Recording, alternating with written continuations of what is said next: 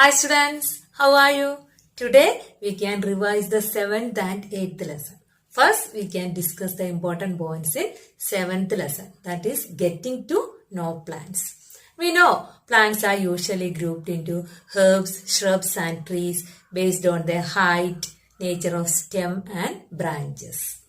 The small plants with soft green stem are called herbs.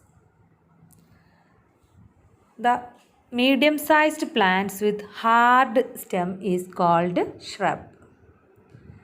Trees are big plants with thick, hard and brown stem. The next, creepers. Creepers are plants with weak stem that spread on the ground. Then climbers are plants with weak stem that climb on support. Next we can discuss about the parts of plant. First we can discuss about stem. So what are the functions of stem? Stem bears leaves, branches, buds, flowers and fruits. Then another function is that stem carries water and minerals from roots to the leaves of a plant. And third function is that stem carries food from leaves to all parts of the plant. Next, we can discuss about the leaves of a plant. The broad green part of the leaf is called lamina. And the part by which the leaf is attached to the stem is called petiole. The lines on the leaf surface are called veins. And the thick vein in the middle of the leaf is called midrib. The design made by the veins on the leaf is called leaf venation. And if the design made by the veins on the leaves or if the veins are parallel to each other, that type of leaf venation is called parallel venation. So in banana leaf we can see the veins are parallel to each other. So banana leaf shows parallel venation. And if the veins of the leaves are showing a net-like arrangement, or if the design made by the veins are net-like on either side of the midrib, then that type of venation is called reticulate venation. The leaf of a lady's finger shows reticulate venation. Next, we can discuss about the process of transpiration. So, transpiration is taking place in the leaves of a plant. The leaves give out water in the form of water vapor through the small holes called stomata on the surface of the leaf. And that process is called transpiration. So, what is transpiration? Transpiration is the process of giving out water in the form of water vapor by the leaves of a plant.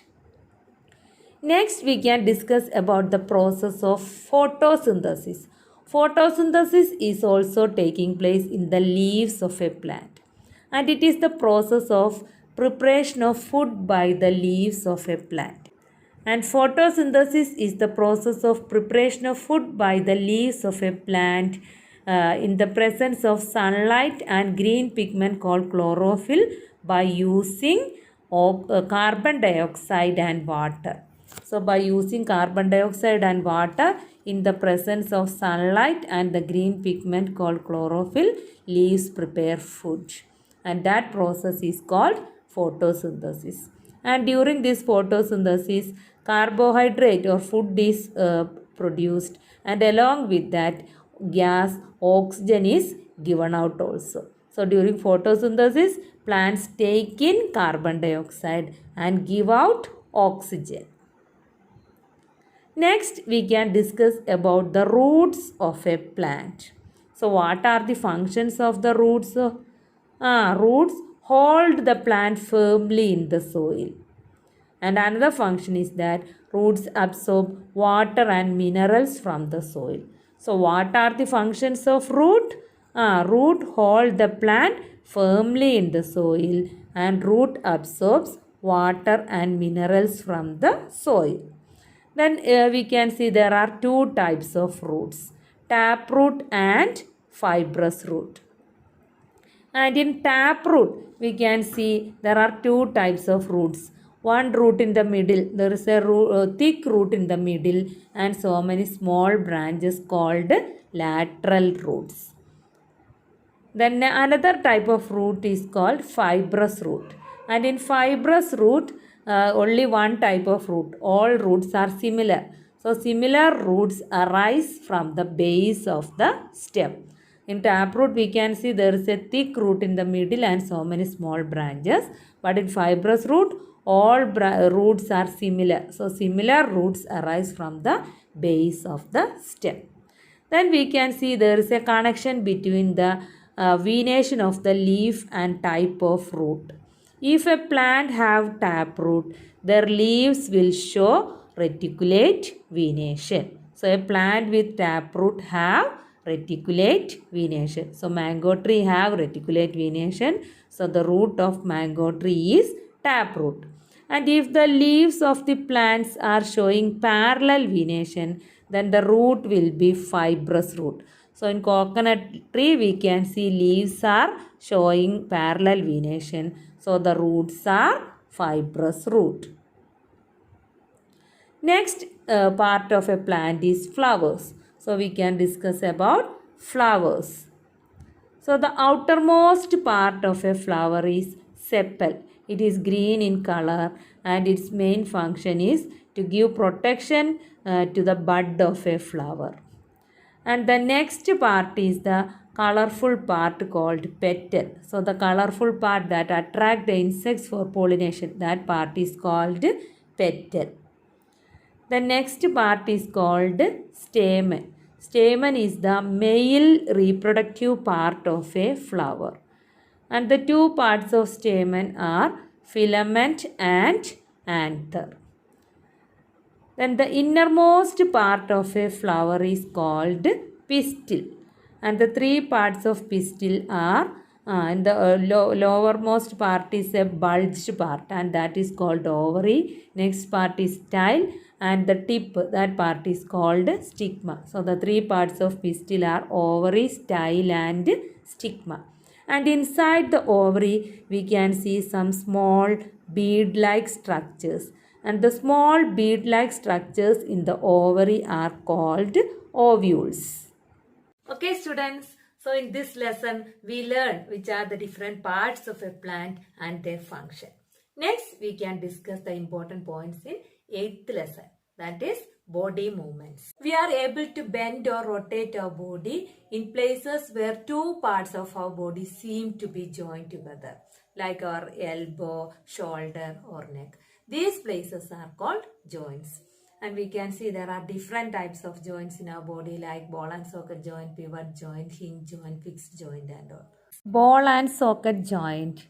Here, the rounded end of one bone fits into the cavity of another bone. So it allows movements in all directions. We can see ball and socket joint in the joint between our shoulder bone and arm. Next is pivot joint. In a pivot joint, a cylindrical bone rotates in a ring. The joint where our neck joins the head is a pivotal joint. It allows us to bend our head forward and backward and turn the head to our right or left. The next is a hinge joint. Hinge joint allows only a back and forth movement. We can see hinge joint in our elbow, knee, fingers, toes and all. The next is fixed joint. The bones cannot move at these joints. We can see this fixed joint in the joint between our upper jaw and head. In our head or in our skull, only lower jaw is movable joint. All other joints are fixed joints.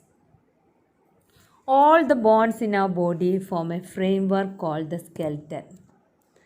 Wrist is made up of small bones called carpels. Our chest bone and backbone are joined together to form a box called rib cage. And there are 12 pairs of ribs in our body. Our backbone is made up of many small bones called vertebrae, and there are 33 vertebrae in our backbone. There are some additional parts of the skeleton that are not as hard as bones and which can be bent. These are called cartilage. We can see cartilage in our upper part of our ear, tip of nose and all. Our bones and muscles work together to make movements in our body. Muscles work in pairs. Two muscles have to work together to move a bone. Our next topic is movement of animals. First we can look how an earthworm moves. We can see that in the body of earthworm bones are absent. So they move by alternate extension and contraction of the body using muscles. The next is snail. And a snail moves with the help of a muscular foot. Next is cockroach. In cockroach, the muscles of the breast is connected with 3 pairs of legs and 2 pairs of wings which help the cockroach to walk and fly. Next is about the movement of birds. Strong muscles and light bones work together to help the birds fly. They fly by flapping their wings. Next is a fish. A fish swims by forming loops alternately on two sides of the body. Their streamlined body shape and fins on the tail help them to swim. Fins on their body help to keep the balance of the body and keep direction while swimming. And snake. Snakes slither on the ground by looping sideways. A large number of bones and associated muscles push the body forward. Okay students, so we were discussing about the different types of joints in our body and the types of movements of different animals. Clear now? Okay, bye.